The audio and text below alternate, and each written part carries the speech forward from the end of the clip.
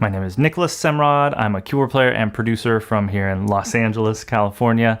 I've toured around the world with people like Cory, Mark Juliana, Noah, Lauren Hill, and I also do sound design for Yamaha, Sequential, ASM, and for a bunch of movies that have come out recently. This room is a little studio room in my apartment that I've set up. It's nice to be at home finally, and a lot of these keyboards and gear I have comes from things I've bought or things I've worked on with companies. Actually, a lot of these boards I've probably worked on with companies. You know, it's tough to pick a favorite because every tool does something different. You know, like you wouldn't use a hammer on screws, and so there's certain synths I wouldn't use for different things. But you know, I've got really great analog synths, really great digital ones. I have a ton of like drum machines and weird sequencers. I'm also really deep into like effects pedals and things like that. So there's a lot of those, and a lot of bad cable management as well. So I started taking piano lessons when I was 3, and I was kind of a piano purist for a long time. I grew up in a house that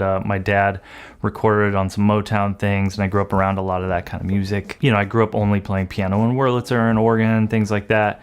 And it wasn't until I got to New York and saw some of these like New York legends playing like really wild stuff on stage that I decided to dive headfirst into synth. So I got into it later. I got into it about 10 years ago or so, but now I'm obsessed.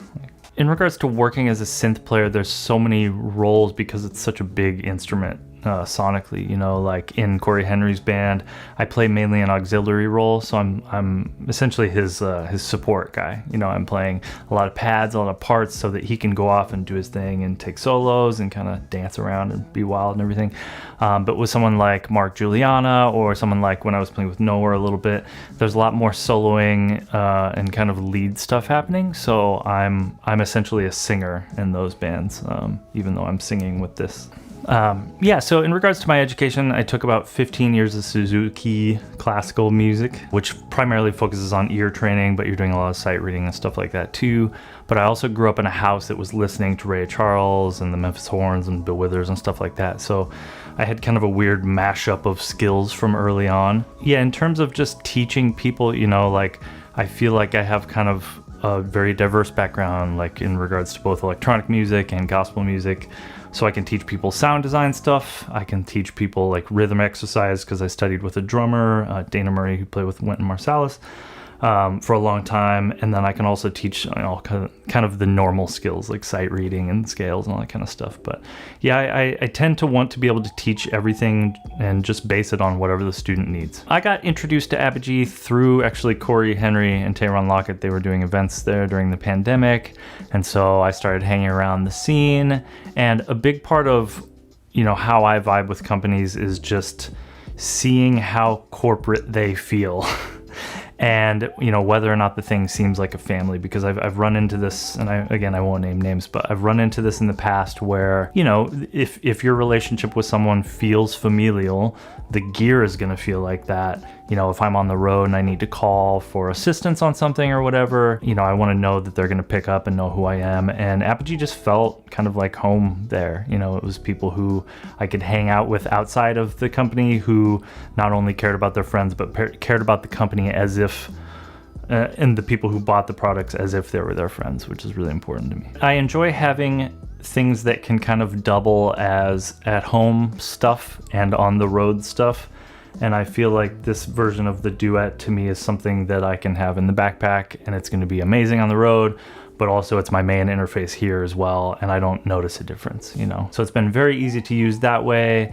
And I think the other really important thing to me is that a lot of audio interface companies have like subsidiary softwares, you know, kind of go between things.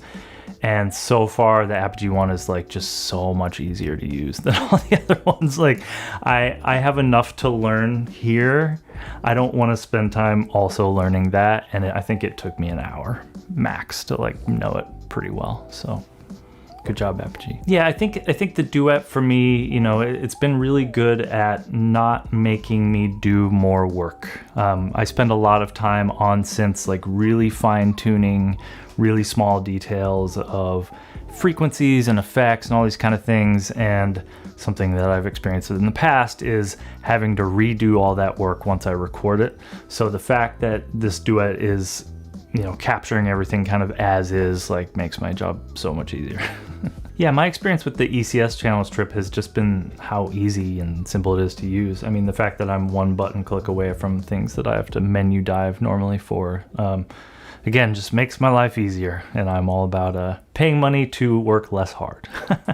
Yeah, I think if you're interested in diving into synths, a key is getting your hands on one. And I know it's a big jump if you want to experiment something, and throwing down a ton of money on it doesn't always seem inviting, but synths are so tactile, it's such a vocal instrument that if you're trying to think about numbers and math problems while you're sound designing, you're not going to feel what the thing is doing. And it's tough to explain, but there's a tangible difference in me turning a knob 0.1% and me getting on a computer and trying to do some digital synth that way. So I think even if you can spend a few $100s and get a really kind of tiny basic one, that's just the move to understanding how it feels, how it works, and then in no time you'll own 40 more.